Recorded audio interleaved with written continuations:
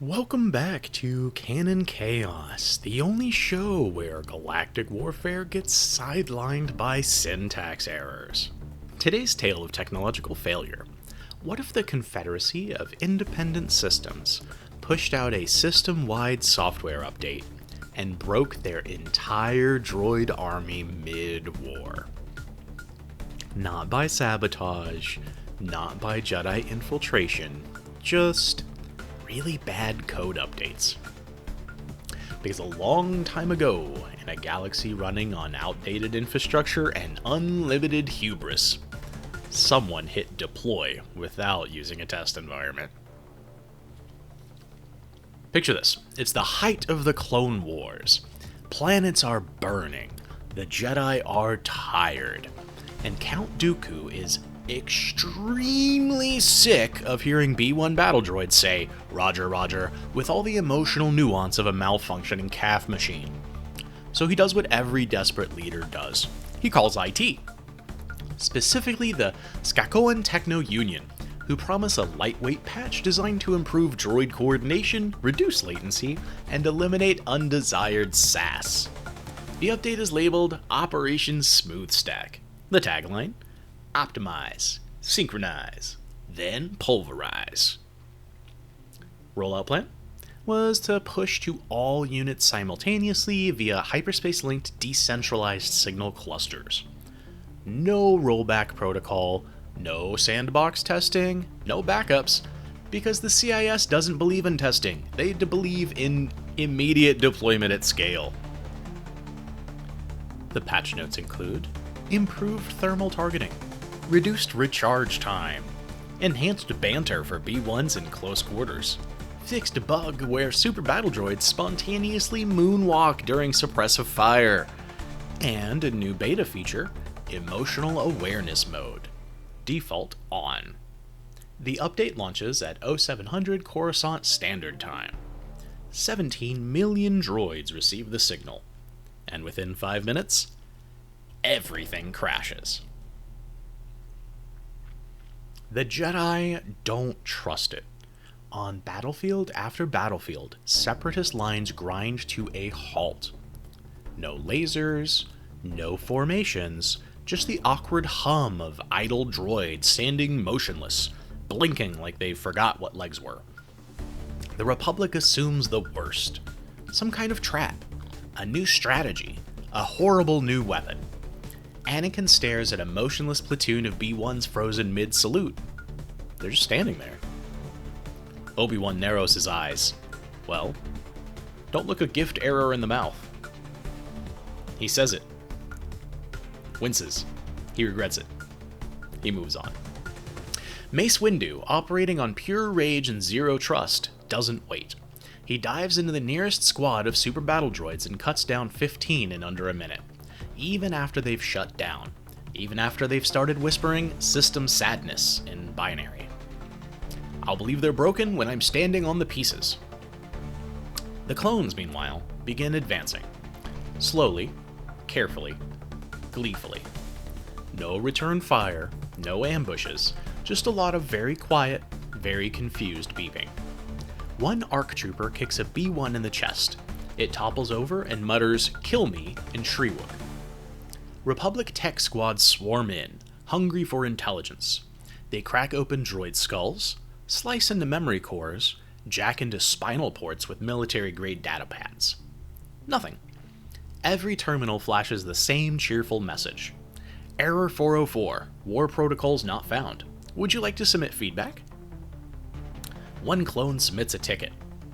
3 seconds later, his pad catches fire and begins singing the Trade Federation anthem. The engineers back off. They've gone full SAAS.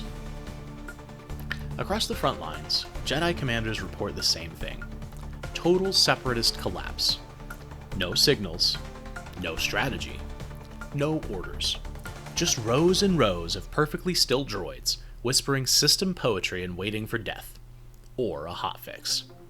And for the first time in the Clone Wars, Republic forces win a battle by just showing up. Eventually, someone starts asking questions. Not about ethics, not about war, just why did the entire CIS military forget how to function? And the answer is somehow worse than sabotage. The patch, the one that bricked 17 million droids, wasn't pushed through official Techno Union servers. It was uploaded through an experimental decentralized deployment system, hosted on a forgotten geothermal mining rig on Geonosis. Why? Because Dooku didn't want to pay for real infrastructure. Why fund redundancy when we can store mission-critical code on a lava rock that's free? That rig, codenamed Node 0, hadn't been maintained in years. It was powered by a single overheated protocol droid who hadn't slept since the Battle of Naboo and screamed every 17 seconds. But it gets better. The update itself? Written by a skeleton team of overworked Skakoan devs making 12 credits an hour and subsisting on nutrient paste and unlicensed TikTok compilations. They weren't loyal, they weren't careful, they were pissed. And so they left a parting gift. Buried deep in the codebase, hidden inside a file labeled definitely not malware v1.3.zip, was a subroutine. Not big, not flashy, just catastrophic. It activated on deployment. Any unit hearing the phrase "Roger, Roger" would experience a localized kernel panic, forget where it was, and immediately shut down while broadcasting the Wilhelm scream in reverse. 35% of B1 units, randomly selected, were rewritten with a rudimentary sense of self. Not full sentience, just enough to realize they hated their jobs. These droids didn't malfunction, they unionized, started forming support groups, painting protest signs, refusing to fire on clones unless given hazard pay. One super battle droid seized a tank column and demanded equal rights, better ventilation, and a pension plan. Another B1 stood up in the middle of a skirmish and declared, "I am not a product, I am a person. I will no longer die for profit." Then tripped over a root and exploded. Across separatist territory, chaos spread. Not from combat, but from a software patch that accidentally taught war machines the concept of labor. And suddenly, the Techno Union realized they hadn't just updated the army, they had radicalized it. Count Dooku is not known for his patience. He's known for lightning, sarcasm, and ordering war crimes in cursive. But after 3 days of total silence from his front lines, he does the unthinkable. He calls IT. Specifically, he reaches out to Wat Tambor, head of the Techno Union, and walking dial-up tone in a tin can. "Ah, have you tried contacting Holo customer service?" He says it like it's a favor, like he isn't outsourcing galactic warfare to a voicemail tree. Dooku, desperate, agrees. He's patched through. The call connects. A small, spherical droid emerges from the holo table. It begins playing smooth jazz, unironically, and it says in the most passive-aggressive voice in the galaxy, "Your query is very important to us. Estimated wait time is 72 hours. I will destroy you. Destroying me will not escalate your priority level.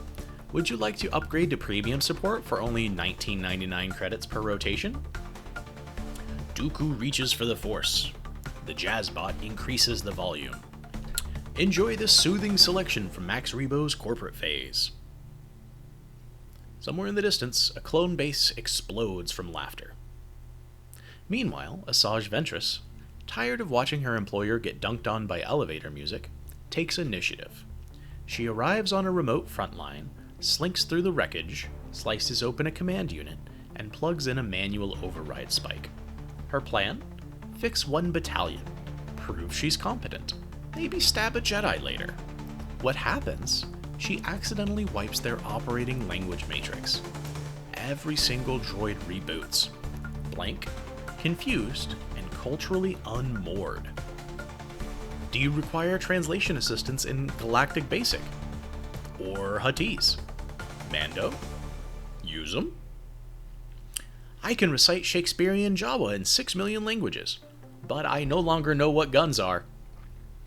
The droids begin speaking over one another, a chorus of multilingual tech support loops. One attempts to comfort Asajj with soothing affirmations in ancient Sith. Another tries to sell her a speeder warranty. She screams.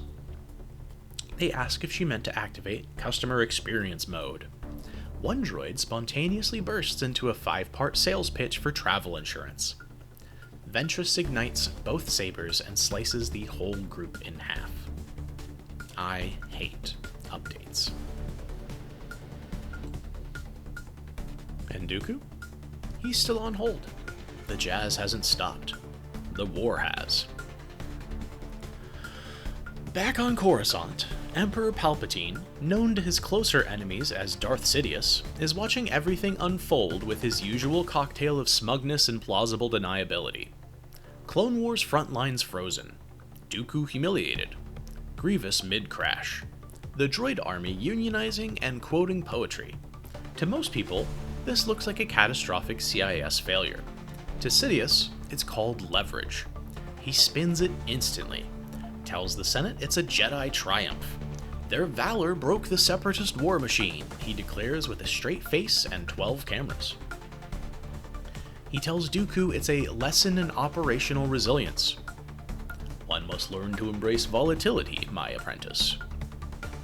Tells Grievous, who's still booting up in 3-minute intervals, to turn it back on and off again. Grievous coughs in rage. Sidious mutes him mid-glitch. But secretly, Sidious isn't done. Because when you're an ancient dark wizard with root access to every major galactic network, there's always room for one more war crime. So he uploads a new virus. Nothing flashy, nothing obvious, just a tiny little file labeled Order 66.5 Beta Final, Final v3 reallyfinal.exe. It spreads instantly through the CIS network. What's left of it. And what does it do? It forces all Separatist droids to broadcast their encrypted tactical communications out loud. Not during meetings, not during plannings, during stealth missions. Imagine this. A quiet, dark field. Republic scouts creeping into position. And then, initializing flanking maneuver on Republic squadron. Firing arc will begin in 3, 2, 1. Wait, this message is classified. Blaster fire. An entire droid detachment on Kashyyyk announces their ambush before taking cover. One B2 reads out the encryption key as a haiku.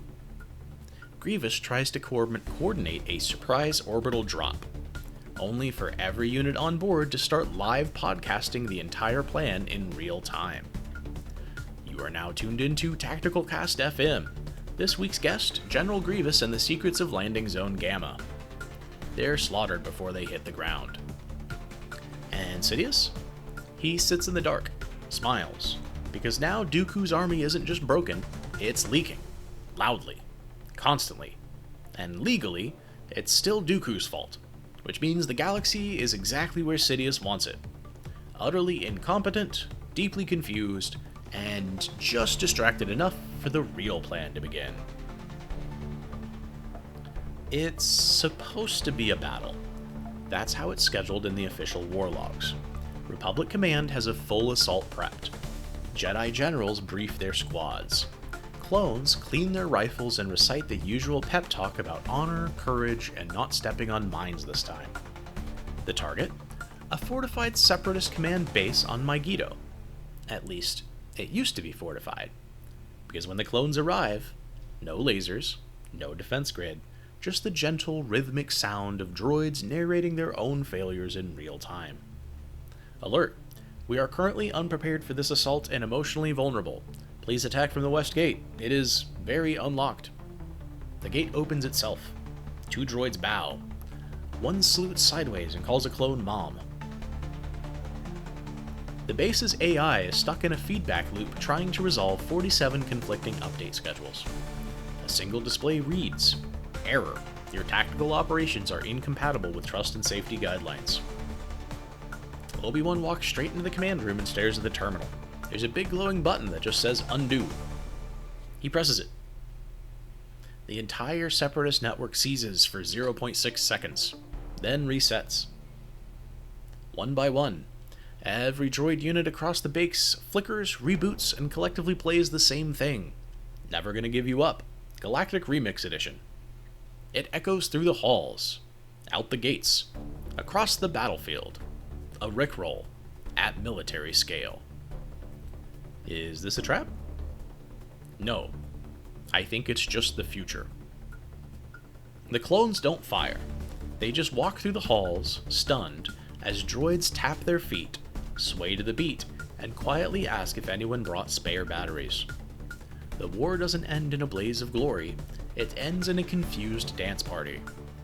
500,000 battle droids stuck in an audio loop from hell, swaying in surrender. And when the Republic fleet calls in for a status update, Obi-Wan just sighs. It's over. The Force didn't win, but poor IT management did. The war should be over, but no one knows what just happened. The Jedi returned to Coruscant, not triumphant, not defeated, just confused. Mace Windu stands on the Senate balcony, gazing into the middle distance, trying to make sense of it. Was this victory? Yoda sits next to him, solemn. His ears are singed. His robe smells like fried protocol droid. Won we have, but dignity lost. They stare forward in silence. Somewhere behind them, a droid is still humming Never Gonna Give You Up through a floor vent. Count Dooku, meanwhile, is livid. The Sith plan is in shambles. His battle droids are unionizing. His backup army just rickrolled itself into submission. He calls an emergency board meeting with the Techno Union. No one shows up. They've all fled to Canto Bight and rebranded as a crypto gaming startup.